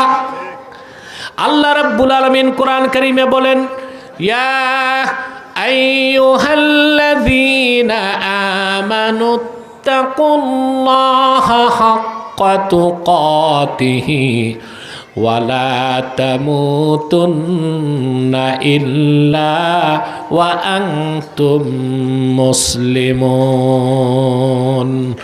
আল্লাহ রাব্বুল আলামিন বলেন, ওহে ঈমানদারগণ, সুবহানাল্লাহ, তোমরা মহান আল্লাহকে যথার্থভাবে ভয় করো, আল্লাহর তাকওয়া অন্তরে রাখো, আর পরিপূর্ণ মুসলিম না হয়ে মৃত্যুবরণ করো না। এই আলটিমেটাম কার পক্ষ থেকে? জোরে। তিনি আপন বিশ্বাসী ঈমানদার বান্দাদেরকে আলটিমেটাম দিয়েছেন, তোমরা যারা ঈমানদার আমাকে ভয় করো, আর পরিপূর্ণ মুসলিম না হয়ে আমার সাক্ষাতে এসো না। সুবহানাল্লাহ। পরিপূর্ণ মুসলিম হতে হলে ঈমানের পর কি লাগবে? তাকওয়া। এই তাকওয়া যখন আপনার অন্তরে চলে আসবে, আপনি যখন একজন প্র্যাকটিসিং মুসলিম হয়ে যাবেন, সুপার ক্লাসের মুসলিম, তখন আপনি মুত্তাকি, আপনার জন্য আল্লাহর জান্নাত ওয়াজিব হয়ে যাবে। বলুন সুবহানাল্লাহ। আমার ভাইরা, একটি কথা মনোযোগ দিয়ে শুনে রাখেন। এখন প্রশ্ন আসে, তাইলে যে মুত্তাকি হলো তার দ্বারা কি কোনো গুনাহ হবে না? প্রশ্ন আসে না? মানবিক কারণে তার দ্বারা গুনাহ হতে পারে, কিন্তু যার তাকওয়া নাই সে নিরন্তর গুনার কাজ করে যায়। আর আল্লাহর ভয় যার অন্তরে আছে, সে গুনার কারণে বারবার আল্লাহর কাছে আত্মসমর্পণ করে তওবা করে। সেজন্য সামনের আয়াতে আল্লাহ তাআলা বলেছেন, হাযা মা তুআদুনা লিকুল্লি আওয়াবিন হাফিজ। আল্লাহু আকবার। এই যে প্রতিশ্রুতি তোমাদেরকে দেয়া হয়েছে দুনিয়ায়, কাল কিয়ামতে জান্নাত তোমাদের কাছে চলে আসবে, এ হচ্ছে প্রত্যেক সেই মুমিনের জন্য যে আওয়াব। আওয়াব মানে তাওয়াব, যে গুনাহ হলেও তওবা করে, গুনাহ না হলেও, সুবহানাল্লাহ কইবেন না? গুনাহ হলেও তওবা করে, গুনাহ না হলেও, অর্থাৎ আল্লাহ অভিমুখী, সব সময় আল্লাহর হুকুমের সামনে মস্তকটা নত করে দেয়, নামাজ পড়ার পরও তওবা করে। সুবহানাল্লাহ। আমরা মনে করি গুনাহ করলেই তওবা, গুনাহ করলেই তওবা।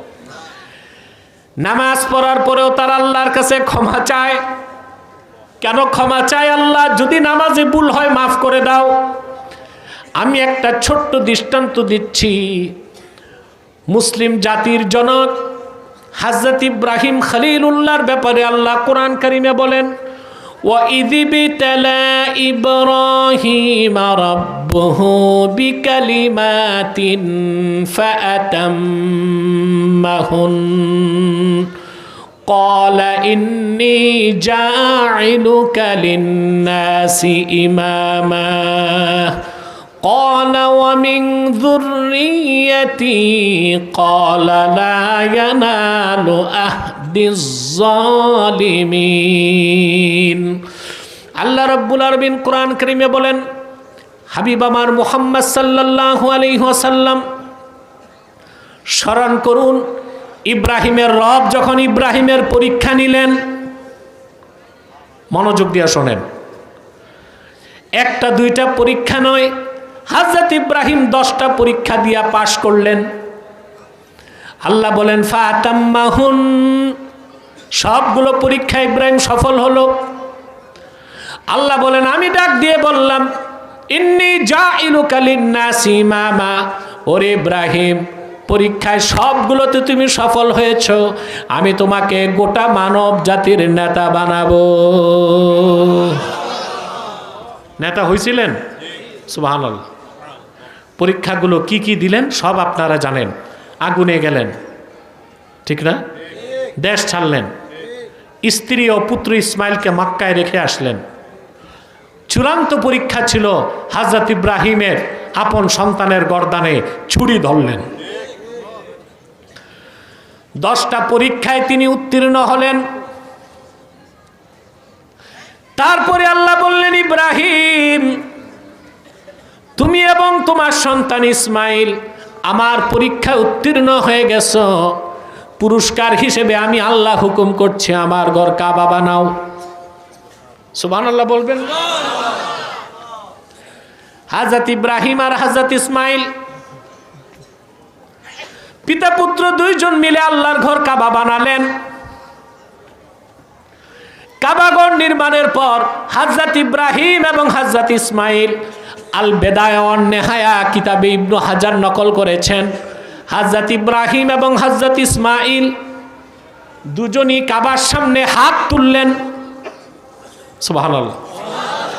তারপর আল্লাহকে ডেকে বললেন রব্বানা তাকাব্বাল মিন্না ইন্নাকা আনতাস সামিউল আলিম ওয়া তুব আলাইনা ইন্নাকা আনতাত তাওয়াবুর রহিম। আল্লাহ তাআলা রব্বানা তাকাব্বাল মিন্না, আয় রব্বানা তাকাব্বাল মিন্না তামিরানা হাযা। আয় আল্লাহ আমি ইব্রাহিম আমার পুত্র ইসমাইল দুইজন মিলে তোমার যে ঘর কাবা নির্মাণ করলাম, দয়া করে আমাদের এই খেদমতটুকুন তুমি কবুল করে নাও। ঘর বানাইছেন কার? বলে আল্লাহ কবুল করো। সুবহানাল্লাহ। ওয়া তুব আলাইনা, আমাদের দুজনকে মাফ করো। 10টা পরীক্ষা দিলেন, সন্তানকে জবাই করতে চাইলেন, বাড়ি ছাড়লেন, সব পরীক্ষায় উত্তীর্ণ হলেন, আল্লাহর ঘর কাবা বানালেন। তারপর বললেন তুমি তোমার ঘর কাবা কবুল করো আর আমাদের দুইজনকে মাফ করে দাও। ইন্নাকা আনতাত তাওয়াবুর রহিম, আল্লাহ তুমি তওবা কবুলকারী। সুবহানাল্লাহ। আর তুমি পরম দয়ালু। তাহলে ইব্রাহিম আলাইহিস সালাম কি গুনার কাজ করছিলেন? ন্যাকের উপর ন্যাক, তারপরও তওবা করছেন। আল্লাহর হাবিব মুহাম্মদ সাল্লাল্লাহু আলাইহি সাল্লামের উম্মতের মধ্যে যারা খাঁটি মুত্তাকি, তারা গুনাহ করলেও তওবা করে, গুনাহ না করলেও তওবা করে। সেজন্যই তারা নামাজ পড়ার পরে সালাম ফিরাবার আগে দোয়া মাসুরাতে আল্লাহর কাছে ক্ষমা চায়। সুবহানাল্লাহ।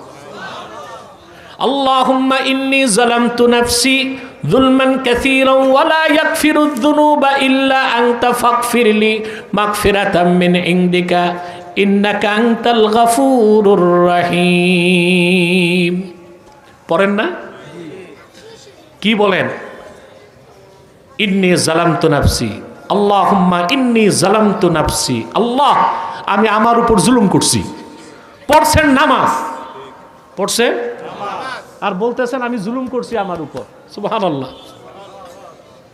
জুলমান কাসীরা, অনেক জুলুম করছি আল্লাহ, অনেক জুলুম করছি, তুমি আমাকে ক্ষমা করে দাও। তুমি যদি মাফ না করো তা তো মাফ করার আর কেউ নাই। সুবহানাল্লাহ। এই রকম চরিত্র যাদের, আল্লাহ তাদেরকে বলেছেন আওয়াব, যারা বারবার ক্ষমা চেয়ে আল্লাহর কাছে আত্মসমর্পণ করে। তাবা ইয়াতুবু, তাওবুন মানে ফিরা, কি? এই জন্য বান্দা তওবা করলে তাকে বলা হয় তায়েব। আর আল্লাহ তাআলা তওবা কবুল করে রহমত দিয়া বান্দার দিকে আসেন, এই জন্য আল্লাহকেও বলা হয় তাওয়াব। সুবহানাল্লাহ। আল্লাহ বলেছেন হাযা মা তুআদুনা লিকুল্লি আওয়াবিন হাফিজ, এই প্রতিশ্রুতি তোমাদেরকে দেওয়া হয়েছে দুনিয়ায় যাদের জন্য জান্নাত নিকটে চলে আসবে। প্রত্যেক সেই ব্যক্তির জন্য যে ব্যক্তি আল্লাহ অভিমুখী এবং হাফিজ, আল্লাহর বিধানগুলোকে সংরক্ষণকারী। বলেন সুবহানাল্লাহ। এটি তো তাকওয়া। আল্লাহ যা হালাল করছেন তা গ্রহণ করা, আল্লাহ যা হারাম করছেন তা বর্জন করা।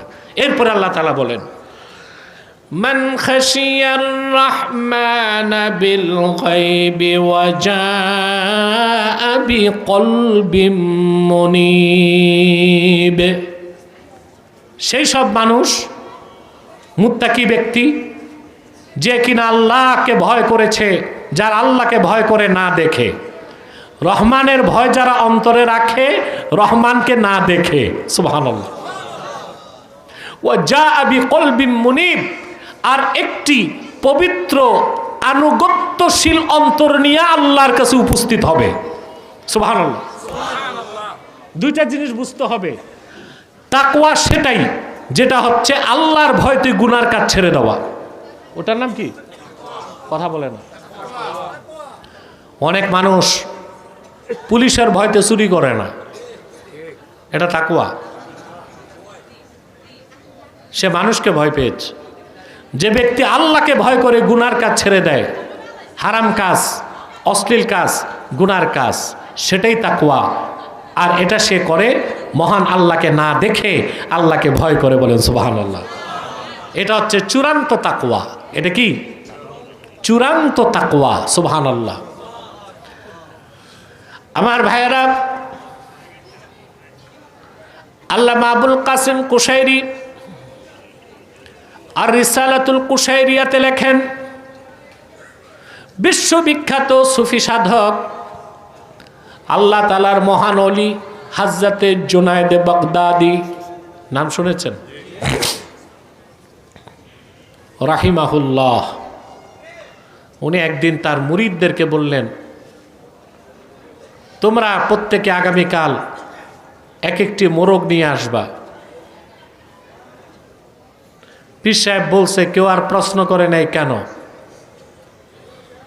আমাদের পীর সাহেবরা বললে আমরা জিজ্ঞেস করতাম, হুজুর মুরগি বেচবেন না বিয়ে শাদী আছে? ঠিক কিনা? আল্লাহর ওলি জিজ্ঞেস করছে, মুরিদদের প্রশ্ন নাই, সবাই জ্যান্ত মোরগ নিয়ে হাজির। তিনি বললেন, প্রত্যেকেই জবাই করে আনবা, শর্ত একটা, কেউ না দেখে। সবাই চলে গেছে যার যার মতো জঙ্গলে, আবদালে, ঘরের দরজা বন্ধ করে পাহাড়ের গুহায় জবাই করে নিয়ে আসছে। একজন মুরিদ এক হাতে মোরগ আরেক হাতে ছুরি। লোকেরা তিরস্কার করতেছে, পীর সাহেবের হুকুমটা মানতে পারলা না? বলে, তোমরা জিজ্ঞেস করো কেন? আমার মুর্শিদ জিজ্ঞেস করলে আমি জবাব দিব, কেন জবাই করি নাই? জুনায়েদ বাগদাদি বললেন, লিমা লাম তাসবাহ, তুমি জবাই করো নাই কেন? মুরিদ জবাব দিল, শেখ শর্ত দিয়েছেন কেউ না দেখে। কত চেষ্টা করলাম, জঙ্গলে, পাহাড়ের আবডালে, গুহায় দরজা বন্ধ করে যখনই জবাই করতে যায় মনে জাগে কেউ দেখে না, আল্লাহ তাআলা তো দেখেন। শর্ত পূরণ হয় নাই, জবাই করি নাই। জুনাইদ বাগদাদি বললেন, তোমরা যারা আছো সবাই আমার মুরিদ। আর এই একজন ব্যক্তি সুলুকের পথ পার হয়ে সে ব্যক্তি হয়ে গেছে মুরাদ। তোমরা মুরিদ, সে কি মুরাদ, সে তার কাঙ্ক্ষিত লক্ষ্যে পৌঁছে গেছে। এটাই হচ্ছে খাশিয়াতুল্লাহ বিল গায়ব, আল্লাহকে না দেখে আল্লাহর ভয় অন্তরে রাখা, এটাই তাকওয়া। এই ভয় যত বেশি অন্তরে ঢুকে অন্তর তত আনুগত্যশীল হয়। কি হয়? সুবহানাল্লাহ বলেন। দেখেন ভাই, মানুষের অন্তরের চেয়ে অস্থির কিছু আছে? আছে? অন্তরকে আরবিতে কি বলে? কলব। অনেকে ভুল উচ্চারণ করবে কালব। কালব মানে কুত্তা, উচ্চারণটা কি হবে?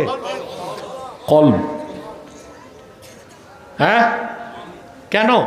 বদরুদ্দিন আইনি উমদাতুল কারিতে লেখেন, সুম্মিয়াল কলবু কলবান লিতাকাল্লুবিহি, অন্তরটা ঘোরাঘুরি করে, এই জন্য এটার নাম কলব। এটার নাম কি? মানুষের অন্তর কি করে? ঘোরাঘুরি করে। একটা উদাহরণ দিচ্ছি আপনাকে, খুব ভালো করে শোনেন। মানুষ যখন দুনিয়ার চাকচিক্য বস্তু জগতের সাথে সম্পর্ক করে, এটা কি? এখানে বাবা আছে, মা আছে, সন্তান আছে, চাকরি আছে, ব্যবসা আছে, শপিং মল আছে, দামি গাড়ি আছে, দামি খাবার আছে, সুন্দরী নারী আছে, ঠিক কিনা বলেন? অন্তর সব দিকে দৌড়ায়, সব দিকে। এটা অস্থির। এটা কি? সেই অন্তরে যখন ঈমান প্রবেশ করে তা পবিত্র হয়ে যায়। আর অন্তরে যখন আল্লাহর জিকির আর তাকওয়া চলে আসে, গোটা বস্তু জগৎ থেকে অন্তর মুখ ফিরায় আল্লাহ অভিমুখী হয়ে যায়। ওই অন্তরকে বলা হয় কলবুম মুনিব। কলবুন মুনিব। মুনিব অর্থাৎ আল্লাহর দিকে, আল্লাহ অভিমুখী যে অন্তর, আনুগত্যশীল অন্তর, বলেন সুবহানাল্লাহ। এই অন্তরটা নরম থাকে। কি থাকে? নরম থাকে। আর যখন অন্তরে ঈমান থাকে না, ওই অন্তরটা হচ্ছে মৃত, পাথরের মতো শক্ত এবং অপবিত্র। মনে রাখবেন, যার হৃদয় পাক ব্যক্তি পাক, হৃদয় না পাক ব্যক্তি। আপনারা জানেন কাফের মুশরিক পাক না না পাক? কারণ তাদের অন্তরে ঈমান নাই, অন্তর না পাক, তারাও না পাক। আমরা যারা উম্মতে মুহাম্মাদি মুসলমান, আমরা হচ্ছি পবিত্র। সুবহানাল্লাহ বলবেন না? কারণ আমাদের অন্তর পবিত্র, আমরাও পবিত্র। সুবহানাল্লাহ। একটা কথা বলবো, মুসলমান যতক্ষণ তার অন্তরে ঈমান থাকবে সে নাপাক হবে না। আর কাফেরের অন্তরে যতক্ষণ শিরক কুফর থাকবে সে পাক হবে না। কোন কাফের বা মুশরিক যার ঈমান নাই, ওরে যদি শীতলক্ষায় 70 বার গোসল করান, সার্ফ এক্সেল দিয়া, সোডা দিয়া, অ্যাসিড দিয়া, তারপরও সে হুকমান নাপাক। আর কোন মুমিন যদি সে বস্তিতে থাকে, দিন মজুর থাকে, মাথায় ইট দিয়া ঘুমায়, সে ব্যক্তি যতক্ষণ তার অন্তরে ঈমান থাকবে সে পবিত্র বলে গণ্য হবে। আবারও বলছি, কান পেতে শুনে রাখেন, রাসূলুল্লাহর ঈমানদার উম্মত কখনো নাপাক হতে পারে না। মানে একটা খটকা তো লাগবে, লাগবে কিনা? কথা বলেন, খটকা লাগবে না একটা? মুসলমান যদি নাপাক নাই হয় তো স্ত্রীর কাছে গেলে গোসল ফরজ হয় কেন? প্রশ্ন আসে না? হ্যাঁ, এটা না বলে গেলে প্যাঁচ লাগবে কিনা কালকে? আমরা উচ্চারণটা ভুল করি। কোন কিতাবে নাই যে মুসলমান তার স্ত্রীর কাছে গেলে নাপাক হয়। গোসল ফরজ হয়। গোসল ফরজ হওয়া আর নাপাক হওয়া এক বিষয় না। গোসল যখন ফরজ হয়, শরীয়তের পরিভাষায় ব্যক্তিকে বলা হয় জুনুব। কি বলা হয়? জুনুব। জুনুব জুনুবি। আর নাপাক হচ্ছে নাজাস। অতএব স্ত্রীর কাছে 70 বার গেল নাপাক হবে না মুসলমান, জুনুব হবে। কি হবে? দলিল লাগবে না? সহিহ আল বুখারীর হাদিস, আল্লাহর হাবিব সাল্লাল্লাহু আলাইহি সাল্লাম ইরশাদ করেছেন, আনাস বিন মালিক বর্ণনা করেন, আল্লাহর হাবিব সাল্লাল্লাহু আলাইহি ওয়াসাল্লাম ইরশাদ করেছেন, সুবহানাল্লাহ ইন্নাল মুমিনা লা ইয়ানজুস, সব পবিত্রতা আল্লাহর জন্য, আমার উম্মতের মুমিন কখনো নাপাক হয় না। বুখারীতে অন্য riwayate এসেছে, আল্লাহর হাবিব ইরশাদ করেছেন, ইন্নাল মুমিনা, অন্য riwayate মুসলিমা লা ইয়ানজুসু হাইয়ান ওয়ালা মাইয়াতা, আমার উম্মতের কোন মুমিন কিংবা মুসলিম কখনো নাপাক হয় না, জীবিত থাকলেও সে পবিত্র, মৃত্যুর পরেও সে পবিত্র। বলেন সুবহানাল্লাহ। আর কাফের জোরে বলতে হবে, জীবিত থাকলেও নাপাক, মরার পরেও নাপাক। এই যে পবিত্র আর অপবিত্র, এটা কোথায় নির্ধারণ হয়? অন্তরে। সুবহানাল্লাহ। সেজন্য আল্লাহ রাব্বুল আলামিন বলেছেন, ক্বাদ আফলাহা মান তাযাক্কা ওয়া যাকারা ইসমা রাব্বিহি ফাসাল্লা, সফলতা লাভ করলো সেই যে তার হৃদয়কে পবিত্র করলো। হৃদয় শুধুমাত্র পবিত্র হয় ঈমান আনলে। সুবহানাল্লাহ। যে ঈমান আনলো তার হৃদয় পবিত্র হয়ে গেল, আর যে ঈমান আনলো না তার হৃদয় অপবিত্র। যে ব্যক্তির হৃদয় পবিত্র সে ব্যক্তি নিজেও পবিত্র, আর যে ব্যক্তির হৃদয় অপবিত্র শিরক আর কুফরের কারণে সে ব্যক্তি নিজে অপবিত্র। ঈমান আনার পর অন্তরটা জিন্দা হয়ে যায়, সুস্থ হয়ে যায়, সুন্দর হয়ে যায়, ভালো হয়ে যায়। ওই অন্তরে আল্লাহর ভয় যত বেশি জাগে, অন্তর তত বেশি আল্লাহর জন্য আনুগত্য প্রকাশ করে।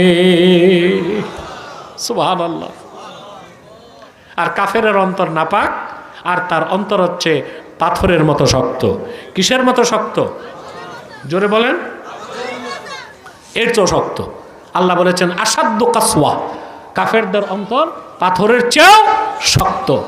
কারণ পাথর মাঝে মধ্যে বিদীর্ণ হয়ে নহর বের হয়, পাথর কখনো বিদীর্ণ হয়ে পানি বের হয়, পাথরও কখনো আল্লাহর ভয়তে পাহাড় থেকে গড়িয়ে পড়ে। কিন্তু কাফের যার অন্তরের মধ্যে শিরক কুফর ঘাঁটি বেঁধেছে, ওই কাফেরের অন্তর পাথরের চেয়েও শক্ত। কোরআন হাদিসের কোনো হেদায়েত, কোনো নূর সেই অন্তরে ঢুকতে পারে না। তাহলে আমরা অন্তরটা বানাতে হবে কলবুন মুনিব। কলবুন মুনিব, যে অন্তরে ঈমান প্রবেশ করে সেটা হচ্ছে জিন্দা কলব, সুস্থ কলব। আল্লাহ বলেছেন, ইয়াউমা লা ইয়ানফাউ মালু ওয়ালা বানুন ইল্লা মান আতাল্লাহা বিকলবিন সালিম।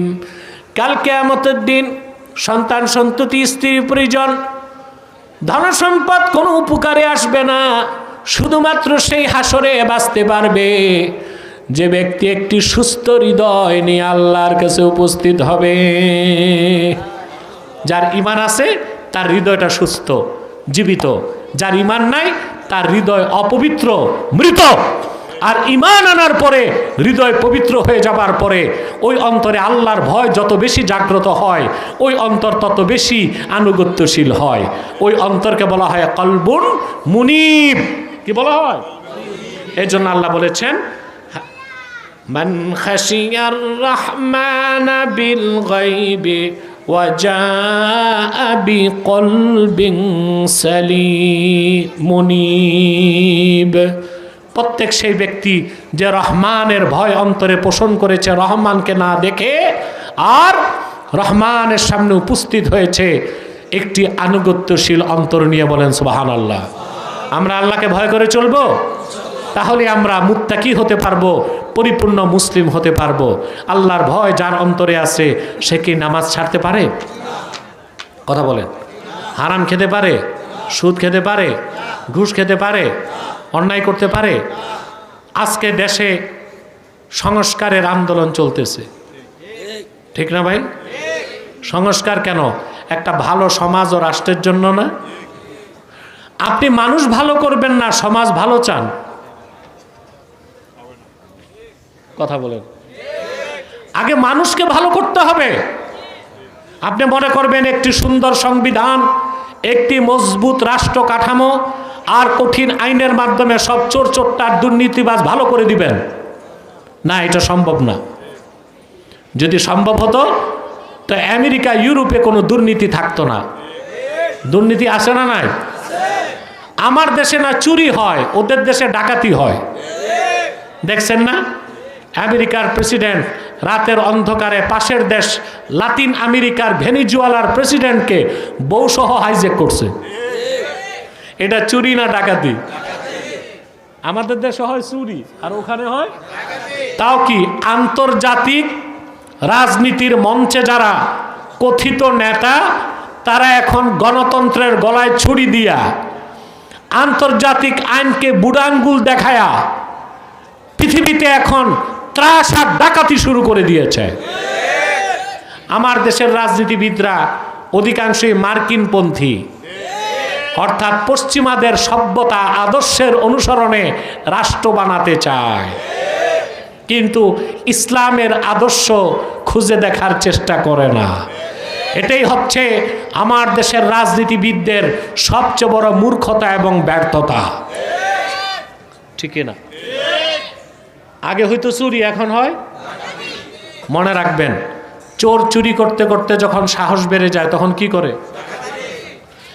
আমেরিকা 1990 সালে 91 সালে গালফ ওয়ার, উপসাগরীয় যুদ্ধের পর থেকে সারা দুনিয়ায় চুরি করছে।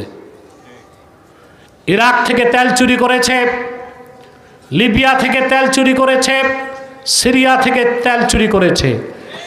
এখন সে শুরু করছে ডাকাতি। এখন আর চুরি না, রাতের অন্ধকারে ডেল্টা ফোর্স পাঠায়া ঘুমন্ত প্রেসিডেন্ট মাদুরোকে হাইজ্যাক করছে। এমনকি নারীর প্রতি সম্মানটাও রাখে নাই, তার বউকেও নিয়ে গেছে ধরে। নাউজুবিল্লাহ বলবেন? এটাই গণতন্ত্র, এটাই আন্তর্জাতিক আদালত, এটাই বিশ্ব বিবেক। মনে রাখবেন, যেখানে কোরআন নাই, সুন্নাহ নাই, ইসলাম নাই, ওখানে কোন সভ্যতা নাই, সত্য নাই, সততা নাই, আইন নাই। যা আছে সভ্যতার মোড়কে অসভ্যতা ছাড়া আর কিছু না।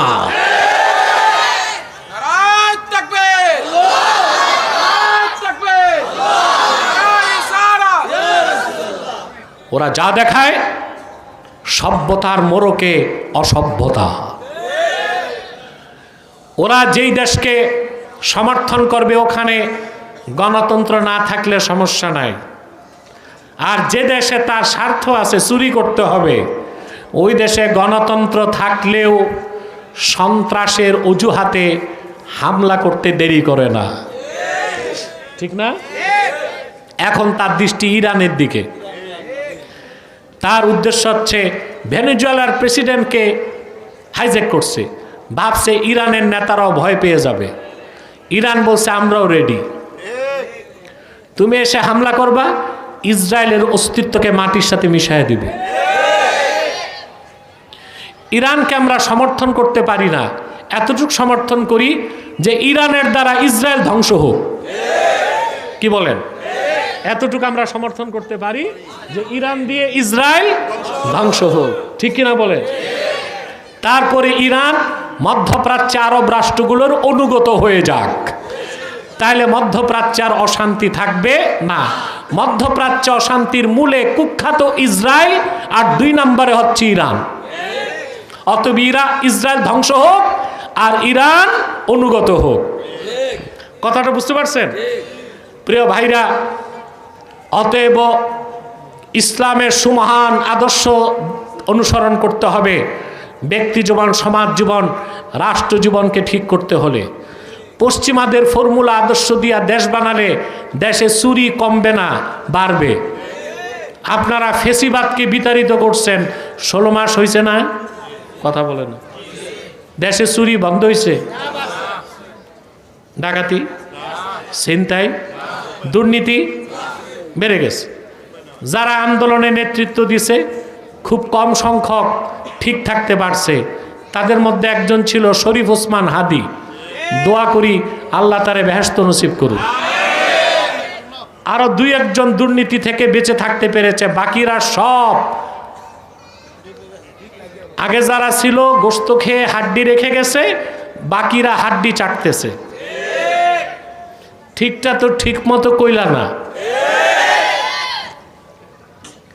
জুলাই আন্দোলনের আগে যে ছাত্র নেতাদের দেখছি চেহারার হাড্ডি গোনা যায়, এখন মার্শাল্লাহ ওনাদের চেহারা থেকে ঘি টপকায়, ঠিক কিনা? অতএব বাংলাদেশে কোনোভাবেই পশ্চিমা আদর্শ আমরা চাই, আমরা আমাদের মতো চলব। বাংলাদেশ দিল্লিকেও বৃদ্ধাঙ্গুলি দেখাবে, পিন্ডিকেও মানবে না, ওয়াশিংটনকেও চোখে চোখ রেখে কথা বলবে, ঠিক কিনা? এটা তখনই সম্ভব পশ্চিমাদের বিশ্ব ব্যবস্থার বাইরে যখন আসতে পারবেন। আর সেটার একমাত্র সমাধান কোরআন সুন্নাহর আদর্শে সমাজ ও রাষ্ট্রকে বিনির্মাণ, ঠিক কিনা? ইসলামের আদর্শ হচ্ছে আগে মানুষ ঠিক করতে হবে। মানুষ ঠিক, ব্যক্তি ঠিক, পরিবার ঠিক, পরিবার ঠিক, সমাজ ঠিক, সমাজ ঠিক, রাষ্ট্র ঠিক। এখন আপনি ব্যক্তিকে কিভাবে ঠিক করবেন? সংবিধান সংস্কার করে, পাবলিক সার্ভিস কমিশনকে সংস্কার করে, নতুন সনদকে বৈধতা দিয়ে দেশ ঠিক করা যাবে না। দেশের নাগরিকদের চরিত্রগুলো সংস্কার করতে হবে। সেজন্য লাগবে সুশিক্ষা। যেখানে কোরআন নাই, সুন্নাহ নাই, সেটা কোনোদিন সুশিক্ষা হতে পারে না। একটা কথা আছে প্রচলিত, education is the backbone of a nation. শিক্ষাই জাতির, এটা পড়ছেন না আপনারা? Education is the backbone of a nation. শিক্ষাই জাতির মেরুদণ্ড। আমি মনে করি কথাটা ঠিক না। শিক্ষা জাতির মেরুদণ্ড না, সুশিক্ষা জাতির শক্তি। মেরুদণ্ড থাকে পিঠে, ঠিক না? তো পিঠে তো শক্তি না, শক্তি মাথায়। শক্তি কই? তো সুশিক্ষা জাতির কি শক্তি। কোরআন আর সুন্নাহর শিক্ষা যেখানে নাই, সেটা সুশিক্ষা না, সেটা কুশিক্ষা। অতএব যদি দেশ ও রাষ্ট্র গঠন করতে হয়, তাকওয়া ভিত্তিক জীবন যাপন করতে হবে, ব্যক্তি জীবনে, সমাজ জীবনে, রাষ্ট্র জীবনে। পারবেন না ইনশাল্লাহ? আল্লাহ আমাদেরকে কবুল করুক, মঞ্জুর করুক, বলুন আল্লাহুম্মা আমিন। আসুন ভাই একটু সালাত ও সালাম পরে তওবা করে নিব, যেন আল্লাহ আমাদের দোয়া কবুল করেন। মহব্বতে সাল্লাল্লাহু আলা